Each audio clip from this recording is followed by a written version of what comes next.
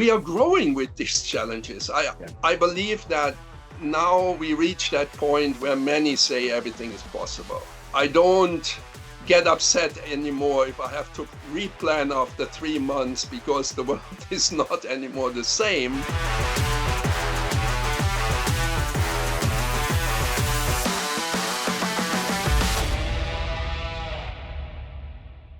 Welcome to The Freight Debate, the ultimate destination for supply chain professionals, logistics leaders, and anyone who's ever wondered what really keeps the world moving. Today's episode will debate tariffs in a fragmenting world, whether that's diversification, digital sovereignty, or trade tensions. Today, we welcome a guest who has spent 25 years at the intersection of people and technology, shaping global investment strategies at GeoPost at Poste, leading regional operations at FedEx TNT, and driving cross-industry collaboration at the World Economic Forum. He's built a career on one core belief: real transformation happens when cutting-edge tools are paired with human insight. So, delighted to welcome to the Freight Debate, Wolfgang Lehmacher. I'm happy to be here. And we appreciate the effort because I think we're speaking from very different parts of the world, aren't we? So very, very much appreciated you joining the Freight Debate with us today. So as I said during the intro, let's get in there straight away. We're talking about a fragmenting world, aren't we? And it certainly is fragmenting. So let's talk about tariffs. We're not going to talk about necessarily the up and down of tariffs because that's kind of been done. Let's talk about how shippers now are looking at the tariff situation. Are they now less concerned about the ups and downs, and instead are they more focused on building this tariff uncertainty into their decision-making model? What's your view on that, Wolfgang? Well, that's a very good question, and I'm surprised by the way the shippers take it. In fact, you indicated that I'm in Asia, and maybe the Asians see it a little bit lighter, although they have their challenges with their export. But it is a very pragmatic approach here.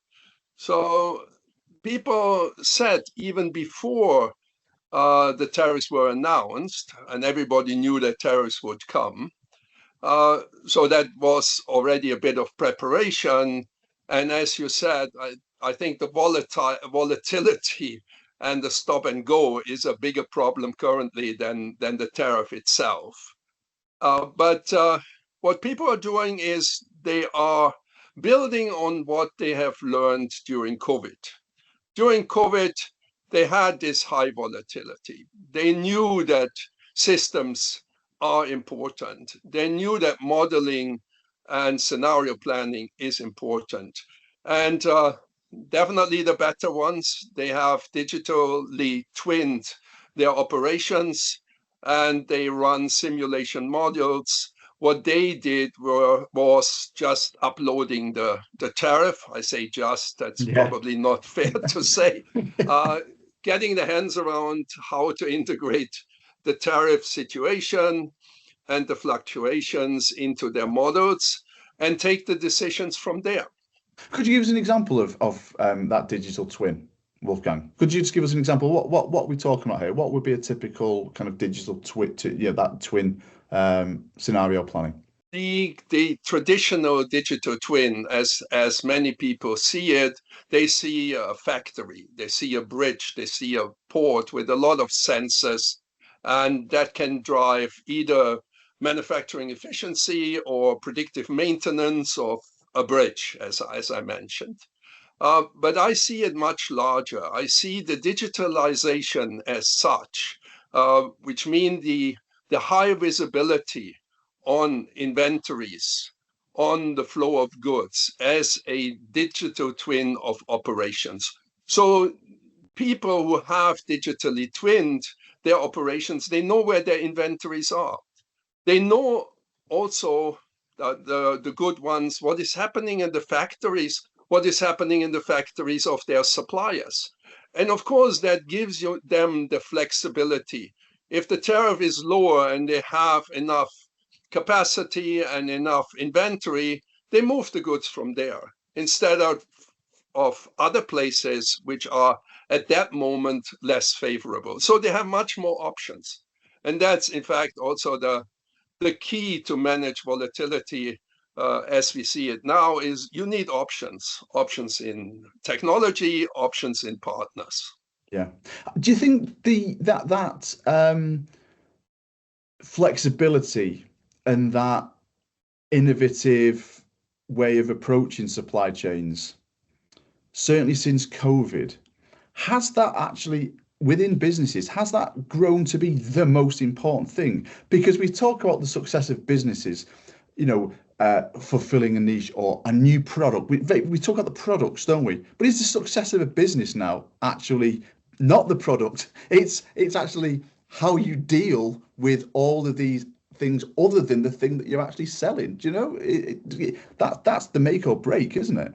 Indeed. And we have to be mindful about that the world was never perfect again after the global financial crisis. So in fact, we have been training the last 15 years. And even when we came out of COVID, there was the Suez Canal, there's the Red Sea, it never stops.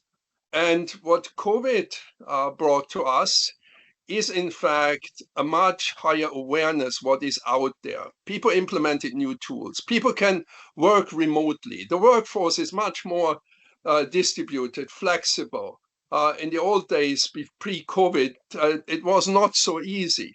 So all these tools are now used. And I don't want to give the impression that everything is perfect and we put all our energy into resilience and we know everybody knows exactly what to do.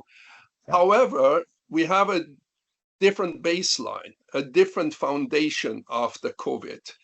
So some may say that it is worse than in COVID, but I think it is the same. It's a different world of disruption, and one needs to apply the same thinking, mental stability. Right? We are not taken off guard, right? We knew what was coming. We went through it. We went through GFC. We went through Trump 1.0. We went through COVID. We are now have Trump 2.0. It's kind of the new normal. Yeah. Does it heighten the risk of internal? We're talking about fragmentation of industries, fragmentation of supply chains, fragmentation of the world at the moment, geopolitically. But is there a risk of fragmentation within businesses as well? So because C teams and executives will be looking at this situation and taking strategic decisions, but actually on the ground, the supply chain professionals probably experience things in maybe a different way and actually come after that strategic decision. So is there kind of two realities existing within businesses when you're dealing with this kind of volatility? There is no plain vanilla answer to this. However, I think this is not a risk. There is a reality of fragmentation in companies, and we can read it every day. And despite what I've said before and what we went through, I still believe that the many decisions are not taken with the necessary people around the table. So boardroom decisions are strategic decisions. Supply chain is very often seen as tactical, as operational. And I think there is something to move forward, which is to give procurement, to give the planners, the supply chain planners, those that hold the relationships with the partners, those that hold the relationships with the factories, to give them a floor to gather and put together their recommendations and also give some opinions on the consequences of some strategic decisions. Moving on a little bit, Wolfgang.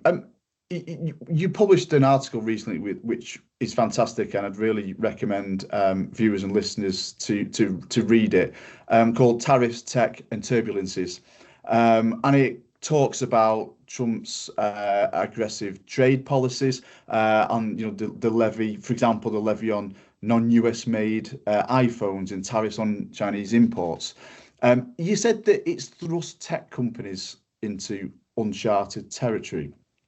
Can you explain a little bit more about what you mean, whether it's kind of diversification with Apple or Nvidia, kind of innovation and that kind of thing? Could you what do you mean by uncharted territory?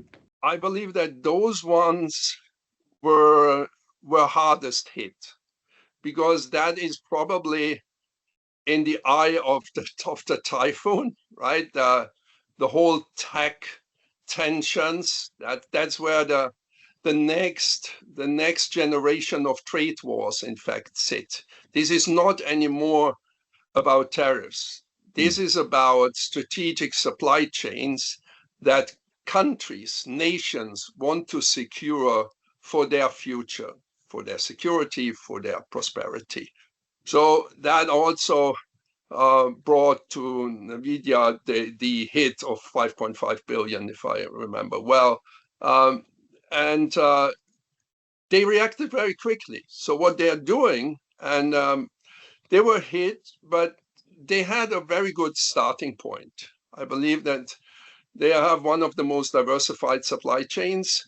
I'm an advocate of a distributed model. It doesn't work always, but because you need some economies of scale, and sometimes you cannot achieve this in the distributed model. But Nvidia has a distributed supply chain and is localizing where it can, and also is very innovative.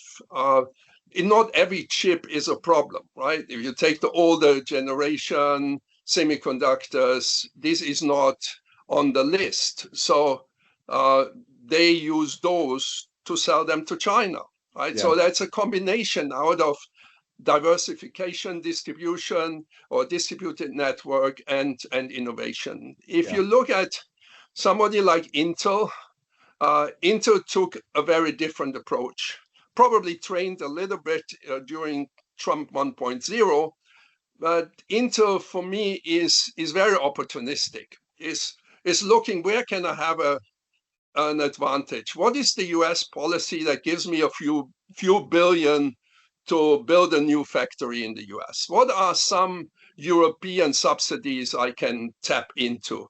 And that's more or less the driving the Intel strategy, because there are winners and there are followers in this game, and the winners are usually those that find a strategy that works for them.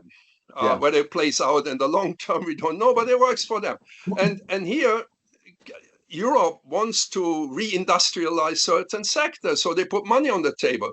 Same in the US. Intel is happy to take that money. Somebody who is a little bit worse off is Apple, because Apple is somehow stuck in Asia. Because if we move the Apple production to the United States, and already Obama raised that question to Steve Jobs. The question was, are the jobs coming back to the US? And Steve Jobs said no. Because we don't have even the people. We don't have the quantity and the quality of the people. And if you do it, and this is not only relevant for that and valid for that product, prices will simply explode. An iPhone costs something like $2,000, $3,000. That doesn't work. And what does Apple do? Apple does China plus one. Apple does China plus Vietnam plus India, with all the challenges that come. But this business sits in Asia. And then also Apple is known for its innovation. They innovate. They take their innovative approach in the United States. And launch new factories or build new factories for new products where it works, where the economics play out. Yeah, it's interesting though, isn't it? Because we've just talked about Nvidia and Apple there, two of the blow beer moth businesses, but actually different approaches. Both tech businesses, both colossally huge businesses, and actually two different approaches. So when you talk about winners and losers, now clearly in the long run, both of these businesses are probably going to be winners, but how much they win and how much they win compared to other businesses is going to be dictated by this strategy, isn't it? Because if we take the view of Apple being so kind of deeply embedded in Chinese supply chains, that yes, they can maybe diversify supply chains into India or Vietnam. But then you've got Nvidia, who take a slightly different approach, whether they do try and localize some element of their manufacturing in the US. I mean, we've got two very different approaches, haven't we? It's kind of like, I don't know, it's like a casino, a roulette machine, and a roulette wheel, and you put your chips on the bet that you want, that you think's going to come in, and do you put everything on that number, or do you kind of spread your chips across the board? It's really interesting that even big businesses have different views on approaching this situation. Absolutely. And these are the decisions. These are the hard decisions to make. Can Apple do the same as Nvidia does and produce a Apple Light phone at $500 for the US market, right? Yeah. It has not, but this is strategy. And what we should also not forget is that these are global players. They don't sell in the US only. When we talk about reshoring, what do we mean? Yeah. Reshoring to the markets, right? Yeah. So Yeah. out of a US perspective, is reshoring to the US. Yeah. But if you are like some European automotive companies, if your biggest market is China, what does reshoring means? It Sure. means stay in China because you're reshored, right? Yes. What do you Yeah. do with the European markets? Different story. Yeah, so it's almost like a global local supply chain, isn't it? It's really interesting. And just before we move on to more maybe the political aspect of this, whoever's listening and watching this podcast, Nvidia and Apple probably are of a different scale to the businesses that they're working for, the people that's watching this business, probably because they're the biggest. Apple have the finance and the capability to say, do you know what, we're going to open up a factory in Vietnam, and we're going to react to tariffs by shifting supply chains dynamically and using digital twins and such like. Not all businesses have that luxury, do they? Or do they? Maybe they. I mean, am I wrong? Do kind of you kind of. I mean, we're still talking very big businesses, but how feasible is it just to have this diversification strategy? Is it restricted to the elite, or is it something that almost any business can kind of take on as a strategy? I don't think that everybody can take this as a strategy. I also believe it's not a matter of size. It's a matter of the nature of your business. You can be small and you can be like Apple and do the things, organize the things in a way that it helps you to live with the tariffs, still be able to sell at good prices, even in the US. It's hard for those that are, for example, sitting only in the US and are dependent on imports. For them, they have less options. I wouldn't say they have no option, but they have less options. Right? So Yeah. it's the nature of your business. What is the product you are selling? What is the market you are selling this product to? Also, what is your price? What is your margin? What is your Right. price flexibility? Some people, they will not publicly say this, but they have no problem with margin, right? They have Right. so Yeah. much margin. Well, with tariffs, they have so much margin. There is a question how you do it, how you organize in terms of what do you do where, and it's a lot of probably juggling around. But Yeah, that's true. there's so many different businesses. Yeah, can I pick you up on something there though? Now, I understand the point around there's margin there, and actually there's margin to maybe absorb some of these costs, the tariffs. But that's probably not good news for shareholders of those businesses who, kind of don't want to see margins of their products decreasing. It's not just as easy as that. But also, at what point does it then impact the consumer? Will it be, even if you've got, a really healthy margin on your product, you would rather pass it on to the consumer, would you not, rather than absorbing it yourself, if you can keep your market share and you think the consumer's willing to bite the bullet rather than yourself? So it's that dynamic, is it not, that's at play as well? I think that's very agreeable. It's a very agreeable position, because what is the business reality? You work out a budget, usually in the second half of a year. That was last year. You put in a revenue growth, you put in a profit growth, whatever KPIs you have, but let's take the two simple ones. And then comes what we have now.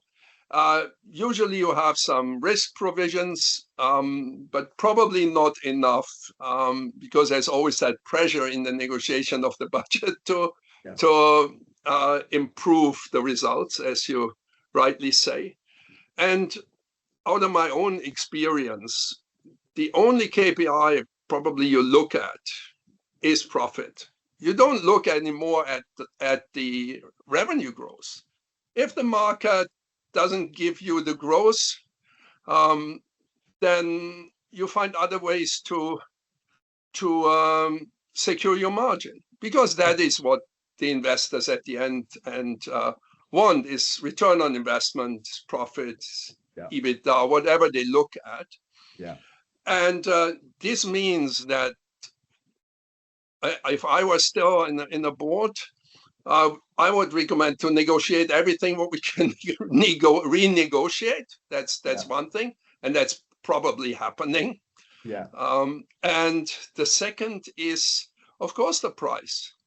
And there it depends what the others do. But as there is a kind of a similar thinking across the board, and even before the tariffs were announced, some have clearly said 70% we pass on. And we see what is happening. Some say, I don't increase these products, but that means they increase other products even further to get to the same number. So at the end, it's all profit driven. And it will be not only the consumer, but everybody will try to preserve the number they have promised. I want to move on slightly for the last section of this debate, and maybe touch on almost the feeling that these tariffs are giving other regions, other businesses in other trading blocks, whatever it may be. That almost protectionist outlook in the US, and how that is playing out on a global stage. And one of the things that I know you've talked about is digital sovereignty, and actually how that is maybe impacting other nations or the other regions of the world. Could you explain a little bit more about what we mean by that? So sovereignty is control. Sovereignty means you want to have control over what is the object of sovereignty. Can be money, your currency, can be your supply chains. Sovereignty, supply chain sovereignty is definitely a topic now. And it can be digital sovereignty. Digital sovereignty means that you don't want to be dependent with your IT tools on a foreign nation and providers from a foreign territory. And what also is an important point in that debate is you don't want to be exposed with respect to your data. You want to have control over your data, which is a very common topic in the industry. But now, because we have the situation which is presented to us, the countries are more concerned. So what is happening is that we have seen a kind of oligopolistic evolution of the global software market. Simply said, there are always exceptions, but there are some giants that control these markets. And they are not the European, of European nature, for example. They are also not of Asian nature or origin. So meaning that, for example, the Europeans get concerned that Denmark says, no, we don't want to be dependent on Microsoft anymore. We want to go to Linux. We want to go to European players because it was all fine when we had a world of trust. Yes. I think what is a big problem, the biggest challenges now is volatility and erosion of trust, not only when it comes to digital sovereignty in general. So when trust is there, when everything is sunshine, okay, there are some major players and you don't really like that you are dependent, but as you have good relationship, you trust that everything will be fine. Today, that trust is at least shaky, right? And people say, maybe we need to take some precautions. And then they replace Microsoft with more local solutions. Microsoft's answer, for example, is that they guarantee that the data stays in Europe and will not move elsewhere.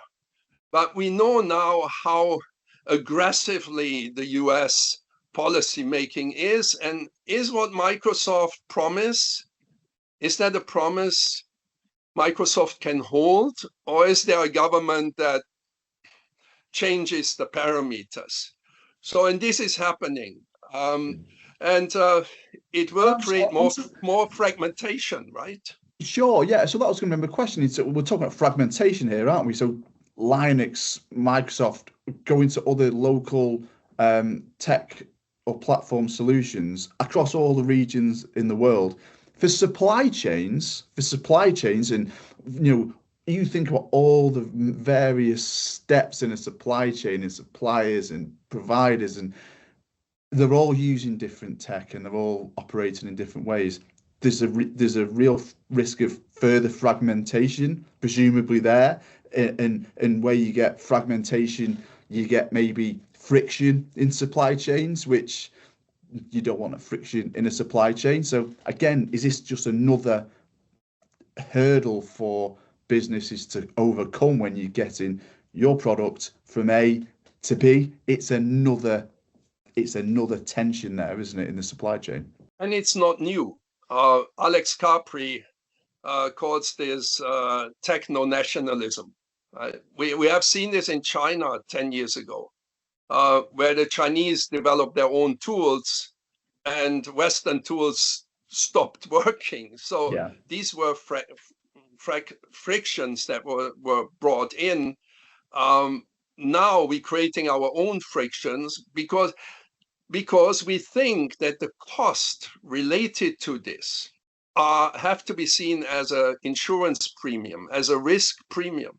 Yeah. So far, people said, we are locked in, we are dependent, but it's fine. Now they say, anyway, costs were rising, risk is rising, I take that hit to do it myself, and companies need to live with it. And it will lead, again, to adjustments in supply chain. And what I want to say, and I say this every time I have the chance to say it, is that supply chains are extremely agile. And supply chain professionals are people, problem solvers. They redesign every day. They live with problems every day. They will find a way. And if not, as we said, the consumer will pay also that premium. Yeah. I was having a conversation with our CEO Patrick Berglund recently, and we kind of talked. We gave the comparison of it being like water, and it will always find a leak. Trade will find the way to get through whatever it is that is standing in its way from getting where it needs to be. It's absolutely true, isn't it? And it's interesting the trust angle that you just talked about there and the kind of protectionism, but actually we're talking about kind of trade policies there, but there's also maybe a climate of um, I don't want to use the word fear. It's probably not the right word, but an acceptance that things can now happen that ordinarily you previously wouldn't have expected to happen. So I think that maybe started with COVID. I mean, that was, something that before COVID, you wouldn't have imagined that, certainly the Western world would have been in lockdown for the period of time that it was in lockdown. But another example, back in November 2023, I remember having a conversation talking about the issues that were starting to go on in the Red Sea. And the conversation went along the lines of, no, the Red Sea won't close. No way. The Suez Canal, it's got to stay open. The Red Sea will not close. And then a few weeks later, it happens. And ever since that point, every time from that point, there's been something major happening. I've always kind of, in my mind, pivoted to that point. And before I say, no, that won't happen, stop and think it could happen. And the most recent example is the conflict in the Middle East. And people, Iran are threatening to close Strait of Hormuz, which I think, the likelihood of that is thankfully reduced in the past few days. However, I did think back to just prior to the Red Sea escalation, and I nearly said, nah, the Strait of Hormuz won't close. There's no way the Strait of Hormuz is going to close. But I suppose if you're a business, almost a cultural change of you now can't rule out even the worst case scenario. So if the worst case scenario is now a realistic scenario for a supply chain professional or a strategic level, it's a different approach, isn't it, compared to what it would have been in, say 5 years ago, start of 2020? I agree with that as well. And what the people here in China say, they say everything is possible and it's opposite. So maybe that also says that the Chinese are very well prepared for whatever comes towards them, because Yeah. everything is possible and the opposite of it. So that's a mindset resilience or a mental resilience, which I spoke about. We are growing with these challenges. Yeah. I believe that now we reach that point where many say everything is possible, and I don't get upset anymore if I have to replan after 3 months because the world is not anymore the same. So we accept this, and there are two things humans learn. Humans get better, they build on experience, and here we have the same problem all the time, right? Today sorry, it's the Suez Canal, and tomorrow it's the Strait of Hormuz, right? yeah. But another thing that humans do, and something that humans have done forever, is buy and sell stuff from each other. That's what they do, isn't it? So they learn, and they buy and they sell, and they swap stuff, and they kind of grow. That's what they do. And if you take that as the constant through human history, we're going to carry on buying and selling stuff, whether it's between nations or between businesses or between people. It will find a way, won't it? And this might be a nice way to end, to kind of round off the podcast.